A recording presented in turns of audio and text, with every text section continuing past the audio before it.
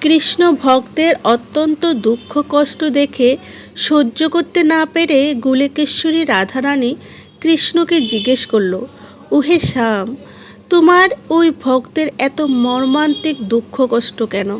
এত লাঞ্ছনা, গঞ্জনা, অপমান, অপযশ, দারিদ্রতা কেন? তার কি কোনো জন্মের কোনো পাপের ফল নাকি কোনো চরমতম অপরাধের ফল? কৃষ্ণ বলল, হে রাধে, আমার ভক্তের সমস্ত পাপ সেদিন থেকেই ভস্মীভূত হয়ে যায় যেদিন থেকে সে আমার চরণে পূর্ণরূপে সর্বস্ব সমর্পণ করে দেয়। কিন্তু তার অপরাধ হলো এটাই যে সে আমার ভক্ত, সে নিরন্তর আমার নামরস পান করে বেঁচে থাকে। কারণ আমি চাই না আমার ভক্তের নয়নে কখনো প্রেমাশ্রু শুকিয়ে যাক। আমি চাই না আমার ভক্তের অহংকারে মাথা উঁচু হয়ে যাক।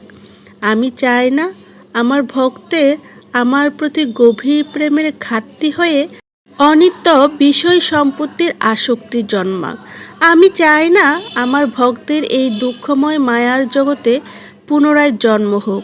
অহংকার, শূন্যতা ও দৈন্যতার চরমতম সীমায় পৌঁছে আমার প্রেমে যখন সে টলমল করবে, তখনই আমি তাকে প্রেমালিঙ্গন করে নেব। কারণ সে যে আমারই, আর আমি যে তারই।